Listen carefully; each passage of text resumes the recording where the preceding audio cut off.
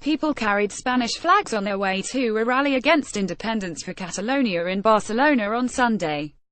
Gonzalo Arroyo, Associated Press, Barcelona, Spain. Catalonia residents opposed to independence from Spain took to the streets of Barcelona in large numbers on Sunday but struck a moderate tone, with many saying they felt Catalan and Spanish, and wanted to remain both. Many of those marching in favor of a unified Spain pledged to vote in the December 21 elections for a new Catalan parliament, which were announced by the Spanish Prime Minister on Friday when he stripped the Catalan government of its power. The tone of the rally, much like the overall mood in Barcelona this weekend, was one of relief. The tensions of recent weeks over the October 1 referendum and the subsequent retaliation by Spain's central government appeared to have subsided. But whether the mood has really shifted or whether Catalans were simply resting and girding for the next confrontation was hard to tell. I am Catalan with blood from Andalusia and Galicia. I don't want an independent Catalonia, said Sandra Gonzalez, 37, one of the demonstrators, who was bearing a handmade cardboard sign saying the same. The reference was to other regions of Spain. They are trying to make me deny my roots, Ms. Gonzalez said. We have to have a legal referendum and both groups here have to work together, not only Spain, not only Catalonia. Ms. Gonzalez echoed a feeling expressed by many that the independence drive was dividing colleagues in the workplace, children in school and even families whose members lean in different directions.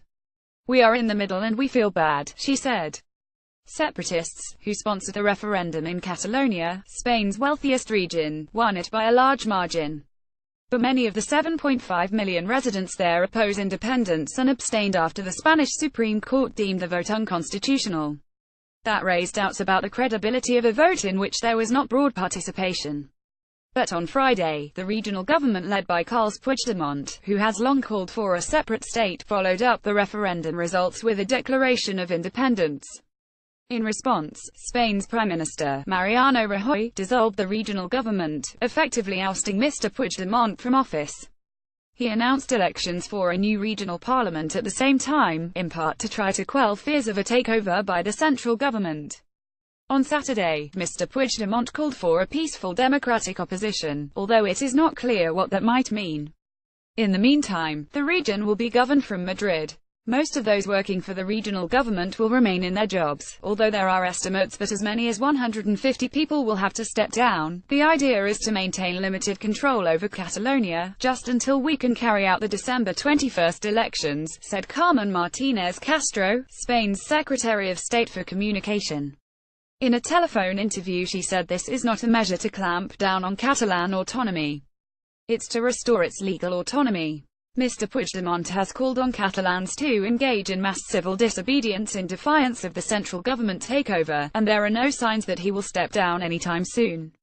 Protesters said they embraced both their Spanish and their Catalan identities. Yves Herman Reuters, the Catalan police, some of whom defied Madrid by refusing to clamp down on the referendum, are also now officially under central government control. They are supposed to stop former officials from going to work on Monday.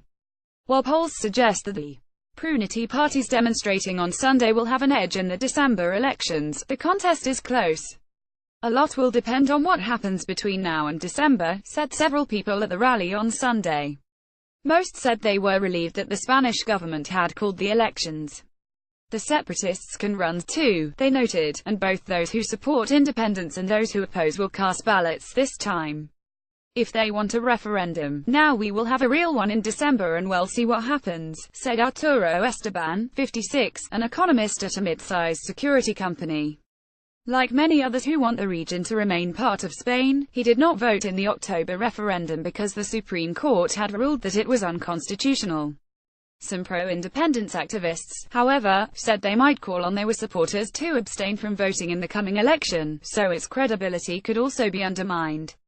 Many of the hundreds of thousands who took to the streets on Sunday were carrying a wrapped in Spanish, Catalan and European Union flags. Catalonia is Spain, they chanted. A few chanted, Puigdemont, go to jail. But the overall atmosphere was relaxed and few police officers could be seen other than those patrolling to keep motorists off the streets surrounding the demonstration. The police estimated that there were 300,000 people at the rally. The organizers said there were 1.1 million. Among the younger enthusiasts for remaining part of Spain were teenagers who said they were upset that the independence fight had divided classmates. "If we are independent, it means we are only Catalan, we are not Spanish," said Gabriela Camina, 16. "Why should we have to choose one or the other?" Some accused schools of taking sides. "We are not even allowed to wear a bracelet to school with the Spanish flag's colors, but you can wear one with the independence colors," Ms. Camina said. Olala de Mora, 16, said people in school are really against Spain. "Our teachers try to influence us. They say the Spain steals from us and the government is bad. If you think differently from that, they try to change your mind." The students were upset that pro-independence classmates view them as fascists, a grave insult here, for wanting the region to remain part of Spain. The word calls to mind the period under Franco, the dictator who brutally repressed Spain's regions from 1939 until his death in 1975. Catalonia, which strongly resisted Franco, was treated with particular harshness by his government. "If they saw me bringing this flag to school, they would say, 'Are you fascist?' Ms. de Mora said, referring to the Spanish flag several of her classmates were wearing. "It is yellow and red with a Spanish royal coat of arms in the middle. I feel I cannot show my Spanish feelings," she said. Quimico de Frite Star Mura contributed, reporting from Madrid, and Marta Arias from Barcelona.